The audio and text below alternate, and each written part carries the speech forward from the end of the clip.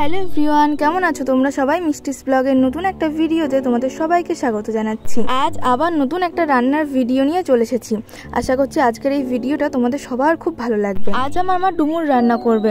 ডুমুরগুলো দেখো কত সুন্দর, আর এই ডুমুরগুলো কিন্তু খুব একটা বেশি পাকা না, মানে কচি কচি ডুমুরগুলো কিন্তু কাটা হয়ে গেছে। তোমরা পুরো ভিডিওটা একদম প্রথম থেকে শেষ অবধি দেখতে থাকো। আশা করছি তোমাদের খুব ভালো লাগবে। আজকের এই ডুমুর রান্নাটা আমার মাই করবে, আর ডুমুর আজকে চিংড়ি মাছ দিয়ে রান্না করা হবে। তাহলে চলো তোমরা পুরো ভিডিওটা দেখতে থাকো আর সাথে থাকো। ডুমুরগুলো কেটে নিয়েছে আমার মা ছোট ছোট করে, তারপরে ভালো করে ধুয়ে নিয়েছে। ডুমুরের ভিতরের বীজগুলো কিন্তু ফেলে দিতে হবে যতটা পারা যায়। এরপরে একটা প্রেসার কুকারের মধ্যে কিছুটা জল দিয়ে আর 1 চামচ মতো তেল দিয়ে আর দিয়ে দেওয়া হয়েছে এর ভিতরে লবণ দিয়ে ডুমুরগুলোকে আমরা সিদ্ধ করে নিয়েছি। ডুমুরগুলো কিন্তু খুব ভালো করে সিদ্ধ করতে হবে যেন শক্ত না থাকে। ডুমুরগুলো সেদ্ধ করা হয়ে গেছে।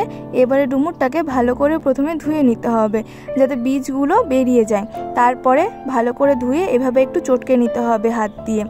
এবারে আমরা কড়াই বসিয়ে দিয়েছি, কড়াইতে কিছুটা সর্ষের তেল দিয়ে দিয়েছি। তেলটা গরম হলে এবারে আমরা দিয়ে দিলাম এর ভিতরে বড়ি ভাজা হয়ে গেলে বড়িটাকে আমরা অন্য একটা পাত্রে তুলে রেখে দেবো।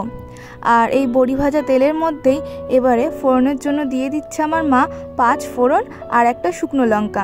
5 ফোড়ন আর শুকনো লঙ্কাটা একটু লাল লাল হয়ে এলেই এর মধ্যে এবারে দিয়ে দেবে আমার মা 2টো তেজপাতা। ফোড়নটা ভালোভাবে ভাজা হয়ে গেলে এবারে এর মধ্যে দিয়ে দিচ্ছে টুকরো করে কেটে রাখা আলুগুলো দিয়ে এবারে এর মধ্যে দিয়ে দিচ্ছে লবণ আর হলুদ গুঁড়ো দিয়ে আলুটাকে ভালো করে ভেজে নিতে হবে। আচ্ছা, তোমরা কারা কারা ডুমুর খেতে ভালোবাসো কমেন্ট করে কিন্তু অবশ্যই জানিও। আর চিংড়ি মাছ দিয়ে কারা কারা ডুমুর খেয়েছো সেটাও কিন্তু আমাকে কমেন্ট করে জানিও। তো আলুগুলো ভাজা হয়ে গেছে। এবারে এর মধ্যে একদম কুচো যে চিংড়িগুলো, সেই চিংড়ি মাছগুলো দিয়ে দেওয়া হলো। চিংড়ি মাছ দিয়ে আবার কিছুটা লবণ আর হলুদ দিয়ে দেওয়া হয়েছে। এবারে আলু আর চিংড়ি মাছটা একসাথে ভেজে নেওয়া হবে। আলু আর চিংড়ি মাছটা ভাজতে ভাজতে এর মধ্যে এবারে আমার মা দিয়ে দিল কিছু চেরা কাঁচা লঙ্কা। এবারে এর ভিতরে আমরা মশলার জন্য দিচ্ছি আদা বাটা আর জিরে বাটা। আদা বাটা আর জিরে বাটা দিয়ে এবারে একটু ভালো করে এটাকে কষিয়ে নিতে হবে। আর এর মধ্যে আমরা দিয়ে দিলাম কিছুটা মশলা ধোয়া জল দিয়ে এবার খুব ভালো করে কিন্তু মশলাটাকে কষিয়ে নিতে হবে। আর এর মধ্যে আমরা দিয়ে দেবো এবারে লবণ স্বাদ মতো আর পরিমাণ মতো হলুদ গুঁড়ো, আর দিয়ে দেবো কিছুটা স্বাদ মতো চিনি। তো তোমরা চিনিটা তোমাদের স্বাদ অনুযায়ী দিও। এবারে খুব ভালো করে এগুলোকে কষিয়ে নিতে হবে। ডুমুর কিন্তু খেতে আমার ভীষণ ভালো লাগে, তবে এর আগে আমি নিরামিষ খেয়েছি শুধু বড়ি দিয়ে, আলু আর বড়ি দিয়ে। আজকে আমার মা চিংড়ি মাছ দিয়ে করছে। তো এবারে মশলাটা আমাদের কষানো হয়ে গেছে। আর যে ডুমুরগুলো আমরা সিদ্ধ করে হাতে চটকিয়ে নিয়েছিলাম সেই ডুমুরগুলো এবারে এর মধ্যে দিয়ে দেওয়া হচ্ছে। এবারে খুব ভালো করে মিশিয়ে নিতে হবে। তোমরা যারা আমার চ্যানেলে নতুন আছো, এখনও আমার চ্যানেলটা সাবস্ক্রাইব করোনি, তারা অবশ্যই আমার চ্যানেলটা সাবস্ক্রাইব করে দিও। পাশে থাকা বেল আইকনটি প্রেস করে অল করে দিও যাতে আমার চ্যানেলে আসা প্রত্যেকটা ভিডিও নোটিফিকেশান তোমাদের কাছে আগে পৌঁছে যায়। আর তোমরা কী কী ধরনের রান্নার ভিডিও দেখতে চাও সেটাও কিন্তু আমাকে কমেন্ট করে জানাতে পারো। আমি চেষ্টা করব সেই রান্নার ভিডিওগুলো তোমাদের সাথে শেয়ার করার। খুব ভালোভাবে ডুমুরটা আমি আলু টালু আর মশলা টশলা দিয়ে মিশিয়ে নিয়েছি।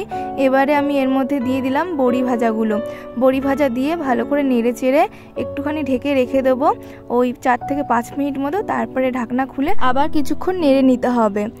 আর এবারে নামানোর আগ দিয়ে এর মধ্যে দিয়ে দিতে হবে কিছুটা পিটুলিটা অল্প করে আটা জল দিয়ে গুলিয়ে সেই আটা গোলানো জলটা এর ভিতরে দিয়ে দিতে হবে। আর এই জলটা দিয়ে আমি সামান্য অল্প করে জল দিয়েছিলাম, একদমই সামান্য অল্প করে জল দিয়েছিলাম। দিয়ে আরও 3 থেকে 4 মিনিট ভালো করে নেড়ে চেড়ে নিয়েছি। আর লবণ আর মিষ্টি যদি লাগে তোমরা তাহলে তোমাদের পরিমাণ মতো পরে দিয়ে দিতে পারো। তো দেখো মোটামুটি কিন্তু হয়েই গেছে। আর নামানোর আগ দিয়ে এর মধ্যে দিয়ে দেবো কিছুটা ঘি আর গরম মশলা দিয়ে ভালো করে নেড়ে চেড়ে নিয়ে নামিয়ে নেবো। তাহলেই কিন্তু রেডি ডুমুরের তরকারি। আর চিংড়ি মাছ দিয়ে ডুমুর রান্না করলে কিন্তু খেতে অসাধারণ লাগে। তো আজকের এই রেসিপিটা তোমাদের কেমন লাগলো অবশ্যই কিন্তু কমেন্ট করে জানিও। আর যদি ভালো লেগে থাকে তাহলে ভিডিওতে একটা লাইক করে দিও। আর যারা নতুন আছো আমার চ্যানেলে তারা আমার চ্যানেলটা সাবস্ক্রাইব করে দিও। আবার তোমাদের সাথে দেখা হবে খুব তাড়াতাড়ি অন্য একটা ভিডিওতে। আর অবশ্যই বাড়িতে কিন্তু এইভাবে রান্না করে খেয়ে দেখবে আর আমাকে কমেন্ট করে জানাবে যে কেমন হয়েছে। আজকের এই রেসিপিটা তোমাদের ভালো লাগলে অবশ্যই আমাকে কমেন্ট করে জানিও আর লাইক করে দিও।